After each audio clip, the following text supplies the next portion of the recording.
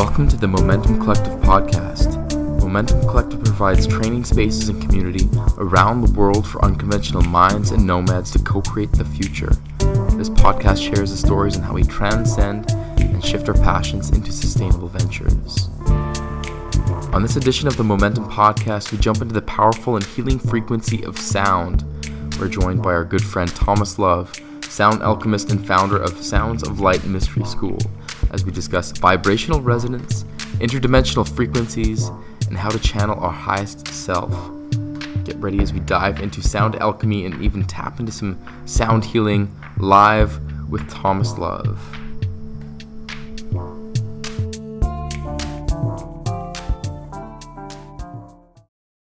Welcome to the Momentom Podcast. My name is John Early, and we are here just outside of San Marcos and Lake Atitlan in Guatemala, and I'm joined by our special guest today, Thomas, the founder of Sounds of Light Mystery School. So we're going to be jumping into some beautiful conversation about sound, the power of vibration, and alternate realities, and some other very interesting topics. So join us. Thomas, how are you doing today? I'm excited. Me too. This feels great. The last couple of years, seeing you around San Marcos, now we're able to drop into having you on the podcast. So this is great. Yeah. Thank you for having me. Perfect. Tell us a bit more of how you got into sound and how this whole thing has come into a mystery school, Sounds of Light, that you're opening your first residence coming up here shortly in Tzununa. So tell us a bit more about that process of how you got to here. Yeah, it's been a wild ride, to be honest.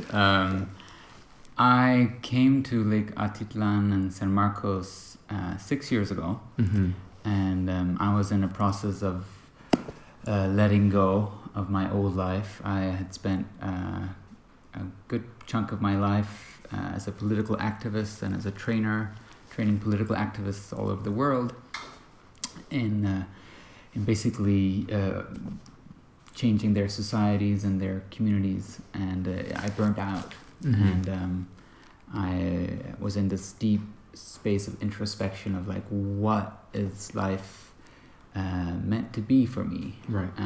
In a way that I could live life in a space of service but also balance. And a long journey took me to Guatemala, and I came and had a cup of ceremonial cacao with the real Willy Wonka of chocolate, which is Keith Wilson. And as I had my first cup of cacao, I had this very odd vision inside my head, which I didn't know I could while I was having the cacao. I saw this movie of me serving cacao in ceremony with these oddly looking white bowls that looked something like this. And I was like, it was a funny experience because like it was very far away from my reality. Yet 1 month later, I found myself in the jungle in Costa Rica serving cacao to a group of people with a sound healer that I didn't know existed. Anything called sound healing was very odd and strange to me. And she had this huge set of white bowls.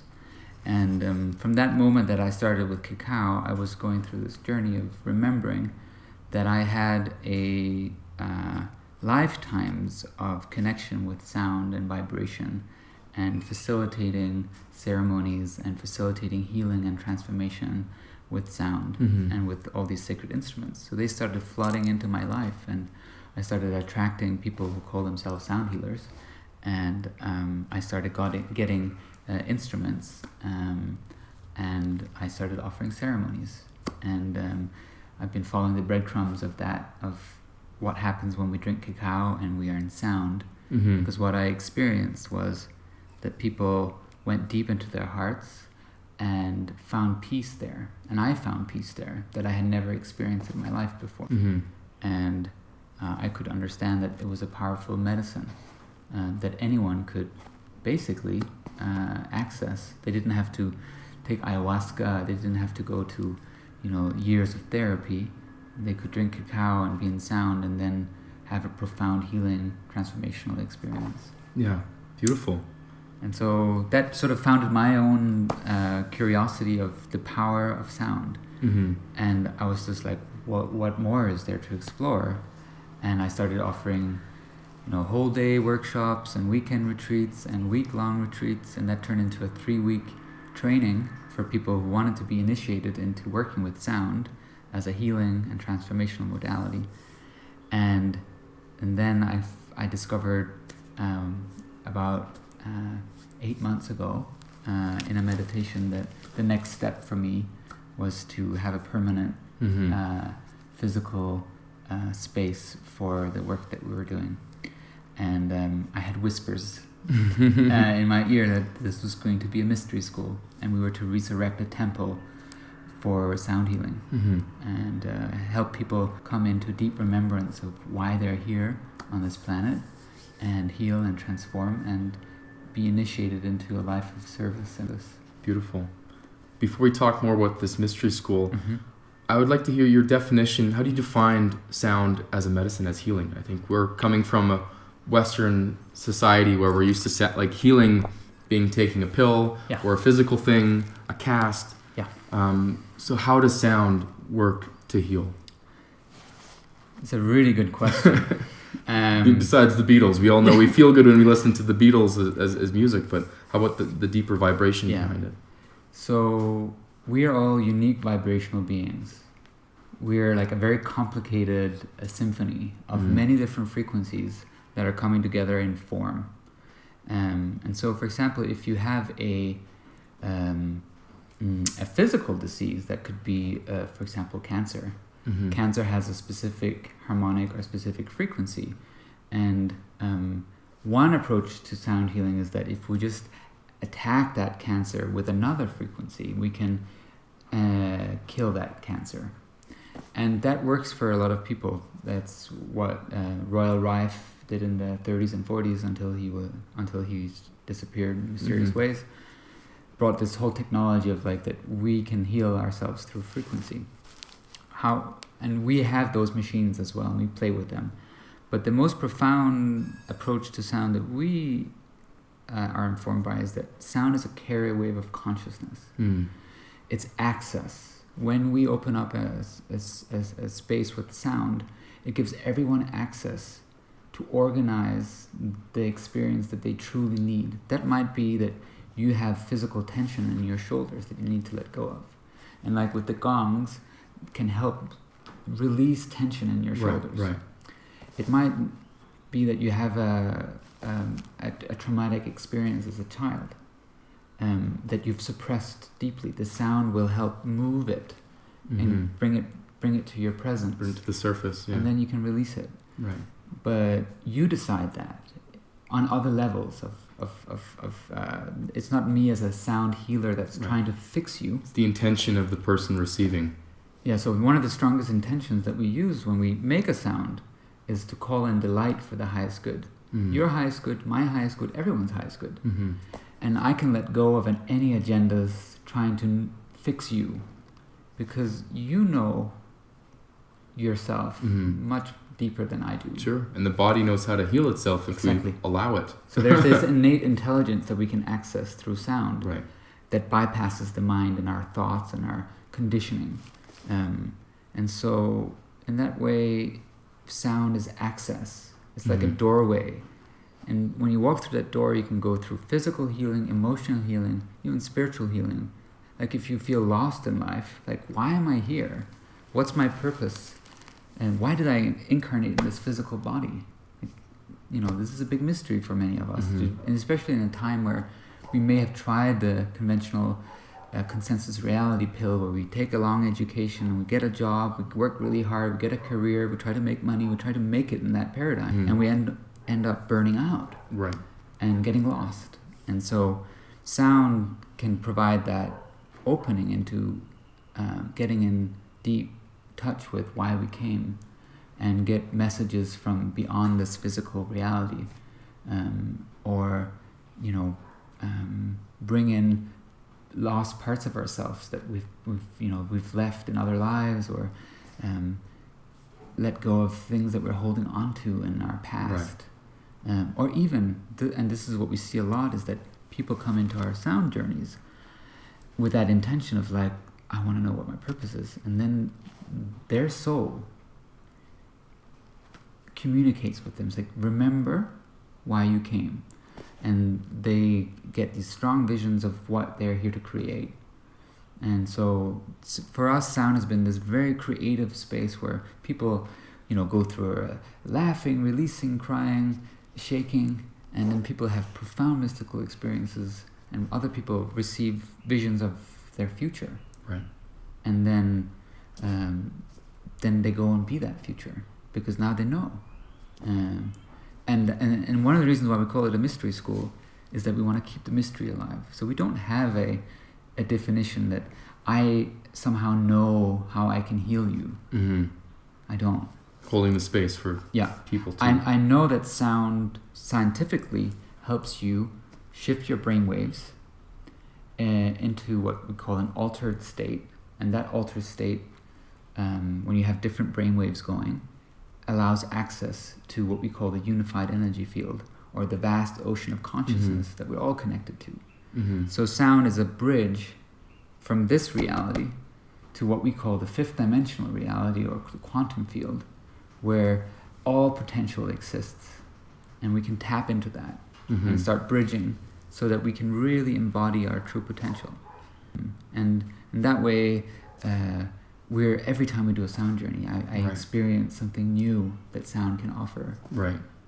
I on a molecular level, while we are vibrations, being held together through vibration and a lot of empty space, our thoughts are these brain waves and frequencies. So it makes sense that sound is lifting that or changing that or interacting with that. When you feel this, this gong that we have here move sound right through you and kind of go right into your core. But I'm curious, we use the terms like high vibe, high vibe people, or that low vibration spaces or people. Do you feel that everything high frequency, high vibration is good, and anything low vibration is bad? Is that way too simple of a way to define things like that, or how? Yeah. Well, I believe that we have a natural state of being. Right. That's a unique vibration and frequency, or a unique harmonic. Right. And many of us have lost that, or lost the ability to just rest in that. And so we don't necessarily make a judgment saying that they're something that's higher or lower. Right. But we do recognize that if you have suppressed anger, or that you haven't set clear boundaries in your life, and you again and again attract people who cross your boundaries, or you have an experience of people exploiting you, or creating these difficult circumstances, that sound can help us access those emotions and feel them. And if there are things that we're avoiding to feel, then it's like that energy can't move. And because we are vibrational beings, and we believe in the principle of resonance, so if you have one energy in your field, even in your physical body or in your energy field, that's vibrating in a certain frequency, it's going to attract something else. So if you're going around trying to pretend that everything is love and light, namaste, but you're really fucking angry at the world, right, you're gonna eventually start attracting situations where you get to be fucking angry with the world. Right. And so what we do in the school and in our retreats is to get people to be very authentic and present with what's really alive in them, and be vulnerable and feel. And for us, we experience that sound helps us feel things that we otherwise have a lot of resistance in feeling. Like it's like feeling, if you've had a very traumatic experience in your childhood, or even coming into your body when you were a soul and in bliss consciousness, and coming into this state of a separation, you might be really angry or frustrated or resent your physical reality. And so sound and these kind of intentional spaces help us feel all that, and when we feel it, we heal it. So we don't categorize saying that there are only certain emotions you should feel and you shouldn't feel these other emotions, because it creates separation. Right. We want to be authentic and real, and we've been conditioned with a lot of emotions that we've been conditioned to think is normal. Right. And it's not. And so when we come into resonance with our natural being, then life is very simple. Right. We've just lost ourselves. Yeah. And so we experience people coming into our retreats who've really lost themselves or have suppressed certain feelings. And with anger, there are appropriate ways of expressing anger and there are inappropriate ways. And we have a lot of emotions that we haven't been allowed to really express appropriately. So when we're in these where we feel safe to express what's really alive in us, we can let go. And that's the deepest healing that we provide, is people to really just be and let go. When you feel it, you heal it. Yeah. I like that. Yeah. Something when things rhyme just kind of really resonates. Yeah, that's not my quote. That's our favorite teddy bear, Care Bear, Mat Khan. Oh, beautiful. So yeah, I don't want to. That's not me. Well, we'll take it either way. Yeah. The fifth dimension, you'd mentioned that. What a powerful concept. How do you define the fifth dimension? So, the fifth dimension is basically we can explain that here in this dimension that we are in now, I have a physical body. I have an experience of time and space that's unique. So, if I need to go to the toilet, the toilet is in a different space than the one I'm sitting in now, and it's going to take me time to go and be doing my thing in a toilet. And so I have an experience of physicality in time and space. So things are slow. Time being the fourth dimension. So like if I have to do something, it takes time and I have to move through to space. The fifth dimension is when there is no time or infinite time and infinite spaces. So you can imagine that's the realm where everything that's ever happened and ever will happen and is happening is now. It's like one big soup. There's no linear time. And there it's like that's where pure consciousness rests. And when we tap into that field, it feels like empty. Right. It feels vast. Right. And whatever we can imagine there is real. And so there are like infinite possibilities and infinite potential timelines that's stacked on each other. So yeah, the last thing I want to say about the fifth dimension is that the beautiful thing in the work that we do with sound is that people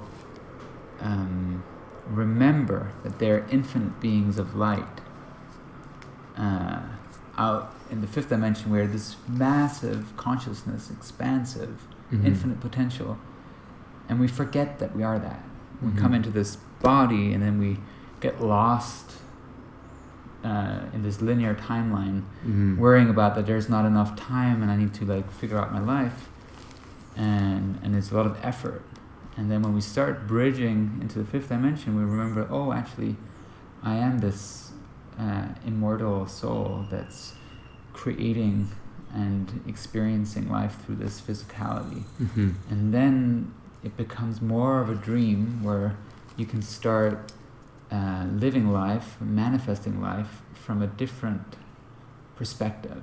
And it's powerful to see when people start getting that, because then they, instead of being trying to force their life through this cookie cutter model that we were brought up with, they start playing and become dream weavers and attract their futures and attract abundance and resources to their lives in a way that brings a lot more joy and effortlessness to themselves and everyone around them.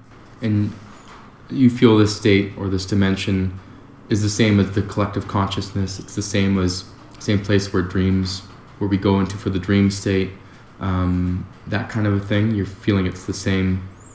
Yeah, I mean, one way of looking at it is that our frequency, the frequency that we hold as harmonic beings, when we shift that frequency, we shift into a parallel reality.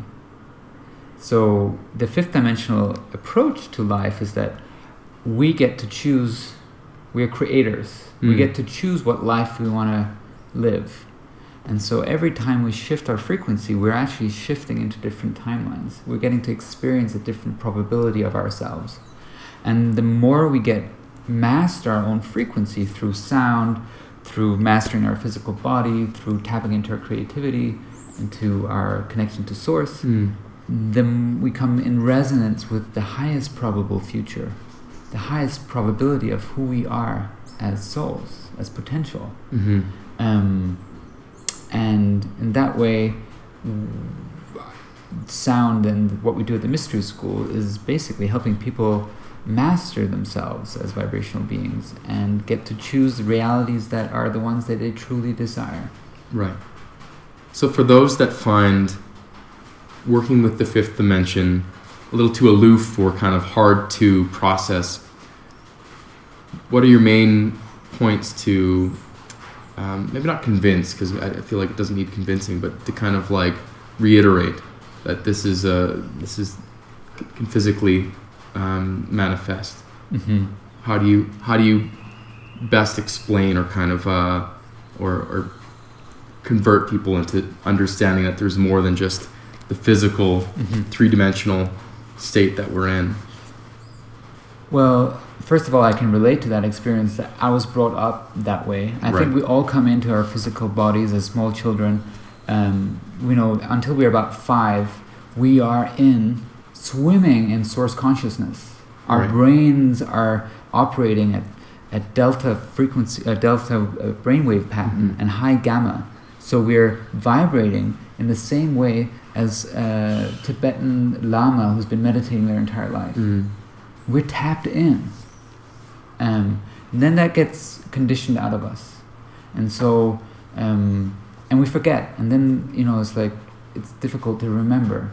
And what happens when people lie down for a gong journey is that they can have these immense mystical experiences where they're like, whoa, I just was out of my body, floating in free space, talking to angels. Or I just had an experience of myself in a different body, in a different timeline. And I knew that was me because I remember that. But how is that possible? So you start having these experiences that contradict this belief that we are infinite beings in a linear time. Right. And that's the first step. And then, that's the reality as you understand it will start falling apart. So that's the first step, is like you have to have the experience. I can't convince you out there that that this magic is real. You've got to experience it with the intention, right? You have to have the openness to receive and put intention into letting this thing be created, or this state, or these experiences. Yeah, and the other thing I would say is that if you go into proper quantum physics, all that I'm speaking to now, for me, quantum physics is the science of mysticism. It's the language of our ancients, of our ancestors. So if you really want to have the proof for your left brain, study quantum physics. And so all of what I'm saying now has been proved since the 30s and 40s, including that our DNA, that we're not confined by our DNA, that we, with our thoughts alone and our elevated emotions, can change our physical expression. When people have instant healings, and I've just been in Mexico studying quantum medicine, and people have instant healing, cure cancer right out of their field. And then they basically shift from one reality where their body had cancer into a different reality where they never had cancer. And this isn't any kind of woo-woo. This is hard science. They show that the cells have no history of ever having cancer. But again, you have to go and have the experience. But what quantum physics says is that our reality, our experience of reality, is a mirror reflection of the vibration that we're in. So what we experience out here as physical reality is a reflection of our own vibration, and our vibration is made up of a lot of beliefs and experiences and conditioning. When we start raising our frequency of vibration, which happens when we work with sound, we raise it up. We go into a different, like if you can imagine music, you go an octave above where you're resonating. The stuff that's out of resonance with who you are starts dissipating, and you start having a more direct experience of who you truly are. And then the laws of the universe, the physical laws, are that if you change your frequency, your inner vibration, the outer world has to change. And we see that in physics and the science, and we see that in our work where people, go through some of these deep journeys, and they wake up or they come out of a sound journey and be like, oh my God, I'm feeling like I'm in a new body, I'm in a new reality. Sure. Same as the power of the mind, or the placebo effect of you are what you believe. Yeah, exactly.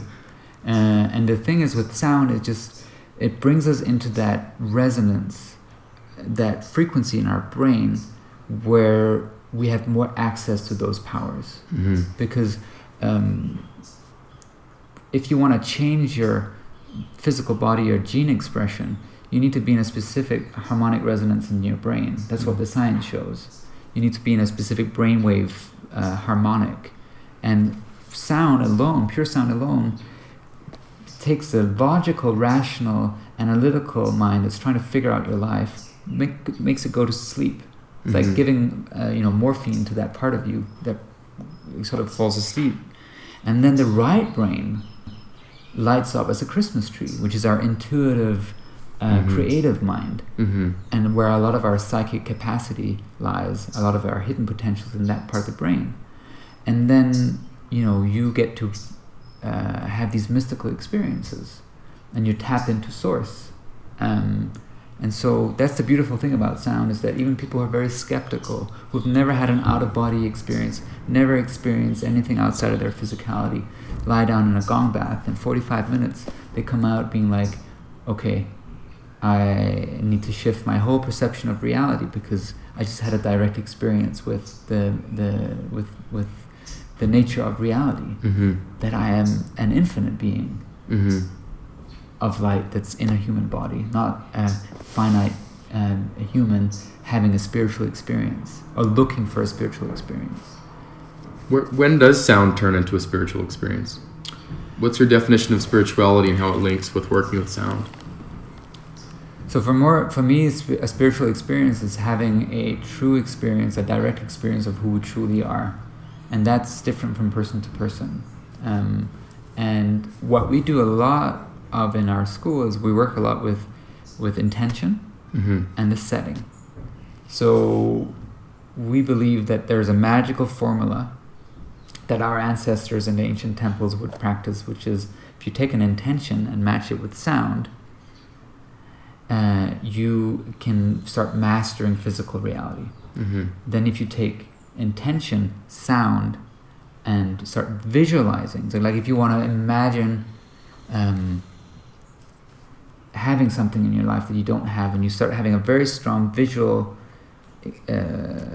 of that reality being real, and you start feeling gratitude for that, and you start intending that to happen, and then you make a sound, it actually moves matter very fast. And we see it all the time, people manifesting objects. There was someone in a workshop recently who was very, very excited about a tarot deck that she really wanted. And she'd been to our workshop, and she remembered, oh, maybe I can actually create something out of nothing. And so instead of going on Amazon and ordering it and figuring out how she could get something to move through time and space to get to Guatemala from the States, she just imagined herself having that deck of cards in her reality. And planting that seed into the fifth dimension for it to come into this reality. And then a couple of days later, out of nowhere, someone came up to her and say, I don't know why, but I have this gift for you. And the deck, a brand new deck of this tarot deck, was gifted to her. This person knew nothing of her desire. And so she had a confirmation that she can do this, and we can all do this. And it's no different if you're trying to manifest a relationship, abundance, a new adventure in your life, or if you're trying to heal from a disease. Wow, it's kind of like all these concepts are always coming back to the same thing of the power of intention, putting that into a frequency, putting it out into the world, into the physical space, and into these different dimensions, whether it's the law of attraction or whether it's the law of manifestation or dream working. It's such powerful stuff that I feel like we're only finally tapping into now. Yeah. And one thing I want to say is that one of the most important practices that we do is we practice being in heart coherence. Right. So we drop into our hearts and activate our hearts, because we know scientifically when we do that, we shift our energy field into a state of harmony and resonance. And it has a biological impact on our physicality, and it has an energetic impact.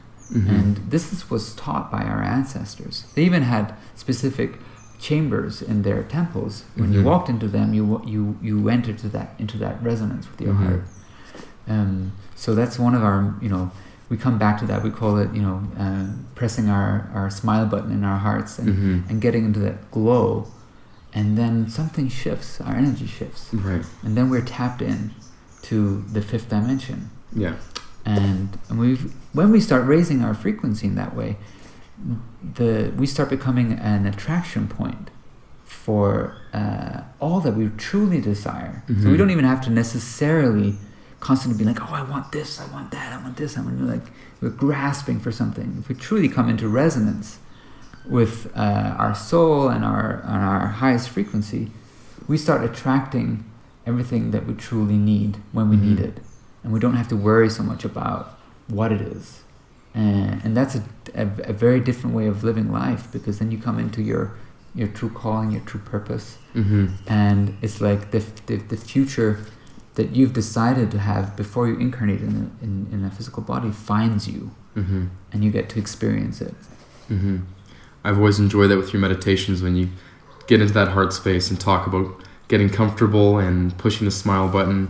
And if your smile feels far today, think of a picture of yourself smiling, because your brain doesn't know the difference whether it's seeing something. There's, and I feel that's where we get in our heads too much. In this day and age, we're overanalyzing, and we're not coming back into these simple tools of And the beautiful thing is, it's a childlike innocence that is deeply seated within us. That, like, when we were small children, we would spend most of the time either playing, being in flow states, and moving from one experience to the next, just following our joy naturally, spontaneously, or we would be daydreaming. We'd just be getting lost. And daydreaming is the most advanced and fastest way to enter an altered state of consciousness. When we daydream and use our imagination to just let ourselves float into thinking about, what if this or that? What if I had $1 million? What would I do with my life? What if I couldn't fail? What would I create? You just ask that question and let yourself imagine that.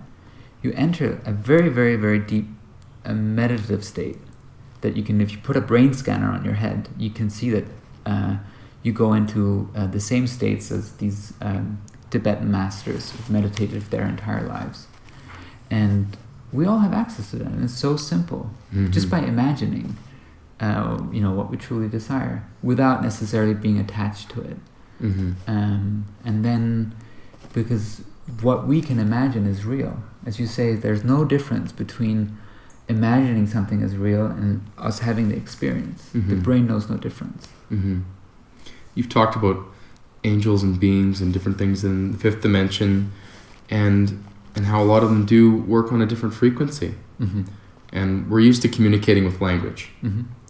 And it's interesting to hear this language of frequency and sound, and how that it's more pure. Do you find it's more pure of a language and a way of communicating an essence of something, rather than trying to find words to describe it and get through to it? I'm just curious if you can get into a bit more of these different beings and into that language of through sound. Well, there are several groups of beings that are very skilled and mastered working with sound as a healing modality. And one of those groups are the Arcturians. We talked earlier about the Hathors, and another group that follows the Hathors are the Arcturians. And they're some of the most highly trained scientists in our universe. And they they do what's called psychic surgery. And so in our ceremonies, all they need is sound to travel from one dimension into this dimension and work with us. So the pure sound becomes a carrier wave for their consciousness and gives access to shift and touch our cells and regenerate our DNA in all sorts of ways. And so in many ways, sound becomes this fast working medium for healing, or this carrier wave of a frequency that is much faster than if I tried with my mind to figure out like what's actually happening in your field. That's been our experience, and sometimes like my whole journey with this was I didn't have any concepts. I didn't have a map. My map was the experiences people had in the sound journeys. And when people were telling me, when you were playing the crystal bowls and you were toning, I found myself on this spaceship with these beings around me of light, and I was in this flotation tank, in this embryonic liquid, and they were doing something with me that felt really good, and now I feel like something shifted in me. What do I do with that kind of information? Except I can see there's a pattern of consistency that people are having that experience. And my left brain doesn't get it, but there's something that gets it in my right brain, and I start trusting it in my heart. So, I believe that sound and music is the medicine of our future. That was what Edgar Cayce said in the 40s, and I think that future is now. That we can help ourselves get into more harmonious states of being and then into our natural state of being through sound much faster than anything else out there. At least it's a very, very good modality for everyone to get in touch with, because if you spend 2 minutes in the bath doing some of our practices with toning, you get into a more harmonious state of being. And if you're in a more harmonious state of being, your whole day will be different, because your day is going to reflect that back to you. Is it possible to hear a bit of the crystal? Or? Sure.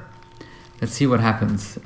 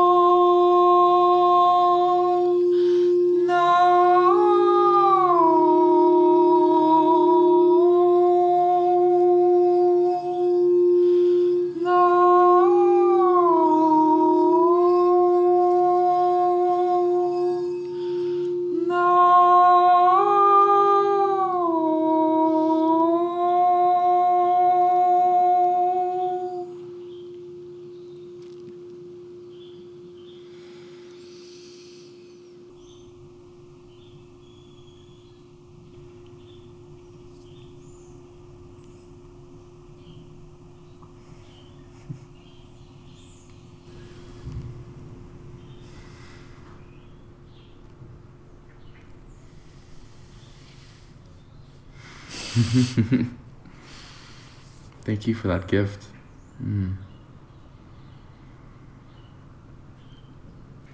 So when you're working with sound like that, how do you physically feel the sound traveling through you? This took me a while to allow this, which is a very fast shift into a different energy state, and making myself available to be trusting that when I open my voice to sing, sound will come. And then I get to the state where I'm like just flowing, and I don't know exactly what will happen.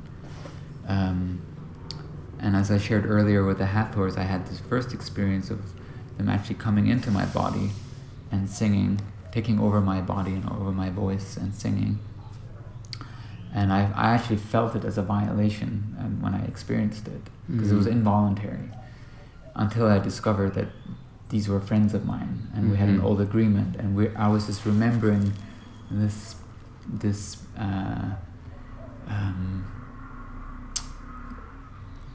I was, basically timelines were collapsing. I was remembering that I'm also this in another reality.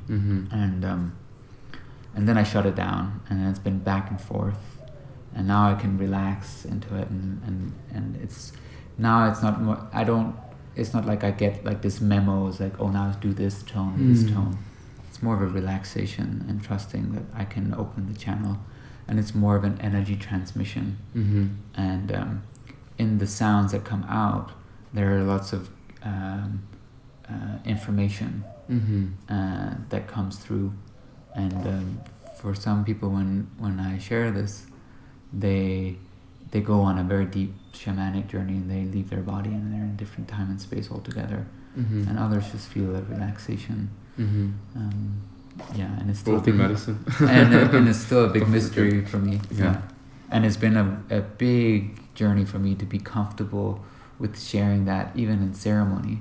It took me many years to feel comfortable, or to accept that I am a multidimensional portal for many different states of consciousness to communicate through me. And it's still a big exploration. And that's what we come together to explore in the school, is like, what is the potential of sound for healing and transformation? What do you find when you're opening yourself up to channel some of that energy? What are things that help you get into that space, and what are potential blocks that you feel might interrupt that? From either yourself or the setting that you're in. So it's I consider it a channeling space. So I'm entering a conscious space of channeling, and so I stop thinking and judging to my best capacity of what's going to happen, and I stop having expectations. And because I've experienced it enough times, then I trust that it will happen. And I trust the experience, and I trust the guidance. The times when I think, now I need to do this thing, and I want to, create this experience for people, or like I have all these expectations, then it doesn't work. The more relaxed I get, and I can start, noticing that when I start playing the bowl, there's a knowing in my body, like, oh, we're doing this now. Right. And then body memory mixed with and then I can feel it shifting, and I said a prayer. It's like, let me call in the light for the highest good. I make myself available for an energy transmission for the light for the highest good.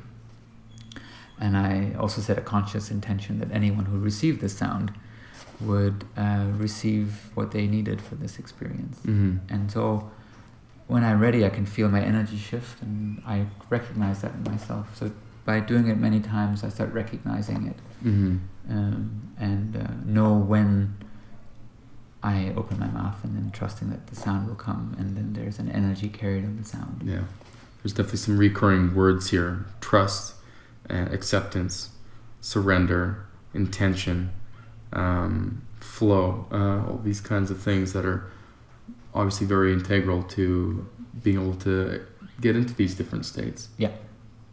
And I'm curious, like, when you're getting into these modes and communicating with these different beings in these different dimensions, what are some of the general messages that you feel that are being like, what are people wanting us from humanity here on this planet? Like, what are the main things that the messages that you've been downloading through these techniques?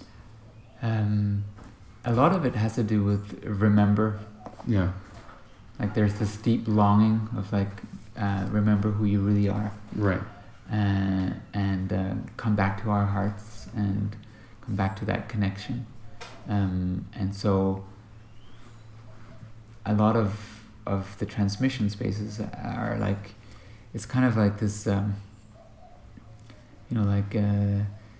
when you get a call on your phone or a message from a long lost friend, it's like, remember me. Right. You know, and there's all this love coming through. Yeah. And this yearning of, like, remember that you're pure consciousness in form. Yeah. And that you are an infinite being of light, and that you're here to have fun. Mm-hmm. That you're here to love.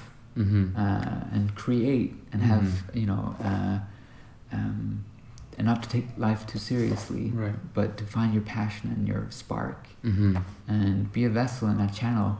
Because basically what we do at the Mystery School is help people channel themselves, a higher version of themselves. Not channel their ego and channel their human desires, but actually, what's my true calling in life? Right. The realization we've all do come back from that same place. Yeah. Whether you call it the source or the different dimension, we all love, we all have these roots. Yeah. From the same place. Yeah. And at times I've been having some experiences where they really wanted me to channel the pain of the world, and it's been overwhelming at times, and I've had to make some agreements. Like, I remember one experience where the Hathors were asking me energetically, you need to share the pain that the oceans are feeling right now. And I was tuning into it, and I felt so overwhelmed that I was just crying and crying. I was like, I can't channel that. And I went out and channeled it, and it was a very difficult experience. And I think it's a lot of this that's coming through is like helping us realize that we need to wake up and help heal ourselves, come into peace, and take responsibility for the world that we're creating. And right now there's a lot of pain and suffering in our world because we're not fully taking responsibility. And that's an interesting point, because there is a lot of energy in the world, and the more you tune in and pay attention to our own energy, our own personal space, we can be more vulnerable to other people's energy and the energy of other places. So how do you protect yourself from that? Or do you try and have a block, or do you just try and stay open to it and be careful of how you perceive it? Or what's your technique for that? So one of our principles is, or one of the things that we try to remember is that protection is a prayer for attack. The universe will happily respond to any prayer you have. So if you want to have something to protect yourself from, the universe is going to provide you with a lot of things to protect yourself from. This is a quote from the Course of Miracles. Protection is a prayer for attack. And so what we play with is that we don't really need to protect ourselves from anything unless we have business with it. And so if we just come into resonance with who we truly are and channel ourselves, what is there to protect ourselves from? And if I walk around with an intention, may I bring forth the truth of my being and the light of who I am, and the light for everyone else's highest good. So I'm not just channeling myself, I'm channeling service. I'm becoming this little beacon or point of contact from source and all light that ever is and ever will be into this earth. whether it's into the oceans or it's into other people, then, you know, if I meet someone who's in a really bad state or needs help, that light will go to them. And I don't need to protect myself from anything. Right. I can make conscious choices of where I would prefer to be and not be. But trying to set up protection, in my experience, doesn't work. And so having that prayer, which is our deepest prayer we teach at the school, is like, wake up every day and say a prayer like, may I come into resonance with my highest good. And may I bring forth the light for the highest good, for everyone's highest good. And in that way, I'm just doing my small part of bringing forth a new earth and bringing forth a new consciousness. Yeah, protection through positivity of being the light rather than, And it's not a like, oh, I just need to be in the light all the time. Right. Because when we say that prayer, we are also asking for ourselves to orchestrate circumstances that reflect back to us what we still have to resolve in ourselves to serve more. So that might be trauma in our field, or belief systems, or emotions that we haven't dared to feel, or distortions of ourselves, egoic distortions, agendas that we might have, patterns of control and manipulation, or what it could be. Bringing light to the shadow. Yeah. And that's, you know, with sound, that's one of the things that people get access to very fast, is even though we raise our frequency, like a lot of stuff comes up to the surface that otherwise is sort of hidden in the dark. I've presented that same question, going back to the energy and knowing when to, I guess you have to put up the walls for negative energy, bring in good energy, that kind of a thing, with Keith Wilson and his ceremonies, even in some other energy channeling, speaking with these different beings, of giving some advice. And it always stuck with me. I believe it actually was sound healing with you and Dante, and kind of he was channeling some of these interdimensional beings, and it was really fascinating once you kind of get your brain outside of the fact that we're in discussion with these interdimensional beings. You kind of put that aside and just accept whatever wisdom can come through. I presented that question, and what came through on his end was, you know, what a silly question, the thought that energy can be good or bad. That's such a low level, or such a human thought, to think of energy as good or bad. Energy just is. So always be open to it. And it made me really think about how we perceive things, and how we label things, or the stories we have around them makes them good or bad, and therefore gets into the mind and then gets created, and then that becomes our reality. So I'm not sure if you have anything to discuss on that, but it's been a big lesson for me over the last year. You know, I think what was coming through Dante was an amazing channel for the Pleiadian consciousness. That's also another group of beings who are helping us as helping humanity to wake up. Is that, you know, we are partly in this unity consciousness, like the fifth dimensional fields, like we are there, we're all one. We're in this state of oneness. And then we come into this physical form, and in this physical form, we are experiencing separation. You know, this is part of the 3D reality that can be challenging. You know, I'm having an experience of consciousness here, there, and we're separate. And then we have this separation between what's good and what's bad.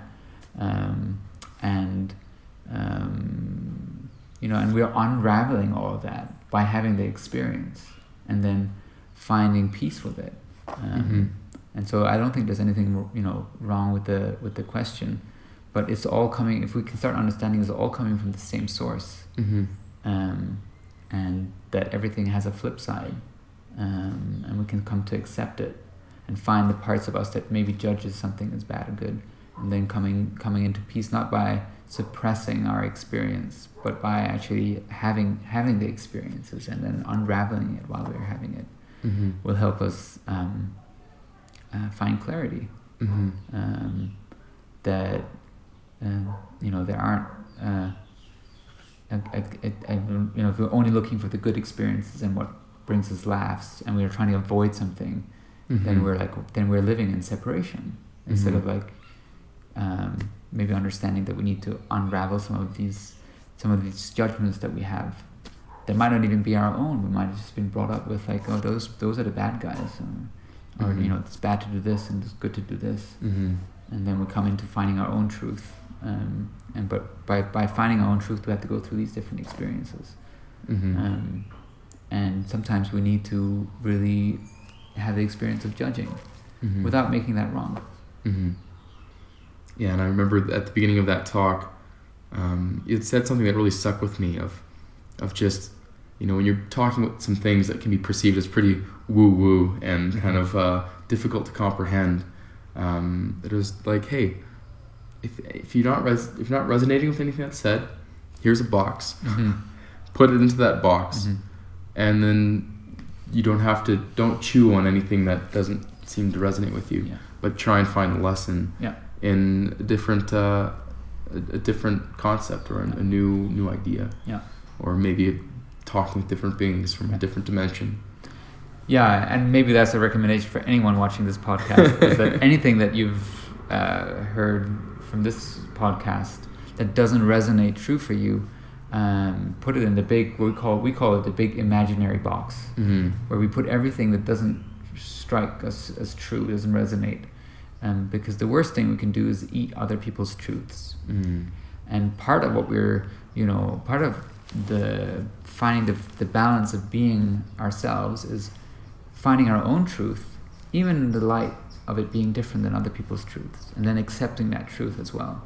Instead of, it's all about getting everyone else to believe my truth as their truth, and then we create an animosity, and we're trying to convince people that they should think like us.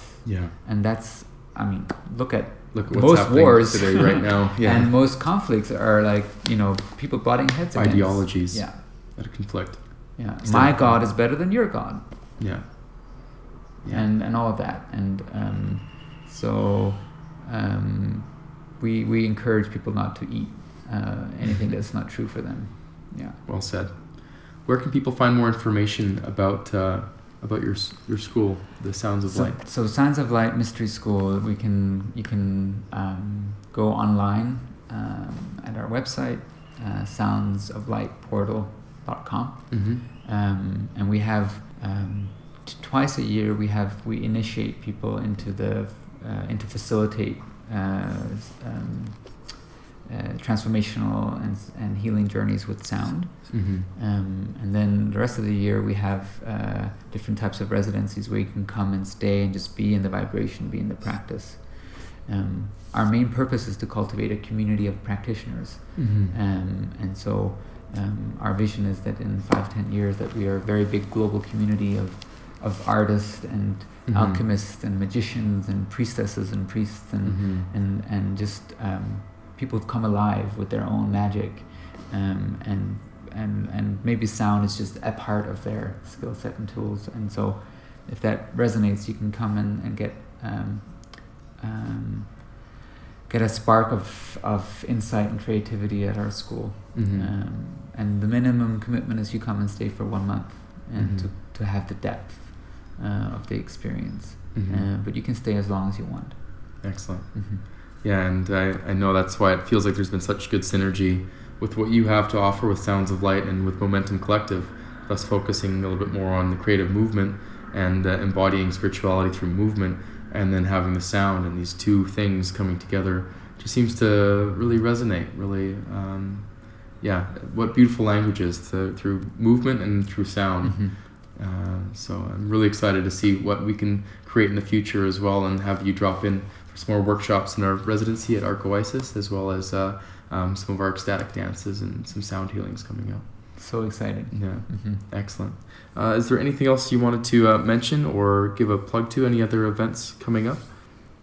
No, maybe say that if you're someone who's in the community of Momentom Collective and you are already an advanced practitioner of the fifth dimension. Because if you're into this work that you offer at Momentum, you are already going into these altered states of consciousness through body work, through physical movement, or flow states. And so you're already in this field. And I think that's what I like about what we're doing, is that you're already there. And what we do with sound just enhances what you're already doing. So if you're into this kind of work, come and meet us at the school and take your level of excitement and joy with movement into sound, and vice versa. I think there's a lot of fun to be explored there. Absolutely, I love it. And now that we're in the new year, do you have an intention yourself for 2019? Yes. Well, my intention is to really step fully out of the way so that I can be of service for the school, because we are just about to start our first residency. So I am unplugging old belief systems and conditioning that might, get in the way of serving the school and the consciousness of the mystery school. So I'm right now just like flat on my belly, like, show me where I'm out of resonance with the highest good of the mystery school, and one thing after another is coming up, and I'm embracing it as much as I can, and learning and loving it, and then one of my big intentions is to have more fun and play more. And that's why I really love Momentum, because you're in that beautiful, sweet, innocent space of just playing. Yes. And I love it. And thank spirituality you so of fun. Yeah. Finding that creativity. Yeah. So playing more. Yeah, having Excellent. more fun. Well, I think we can help you with that for sure. So thank you again, Thomas, so much for taking the time, inviting me into this space here, and as well all the collaborations and partnerships ahead. We're really excited for that. So John Early closing out the Momentum podcast here, and maybe to close we'll even jump into one more little sound modality. Yes. To close things out. Maybe I'll take a flute. Excellent. We haven't heard the flutes.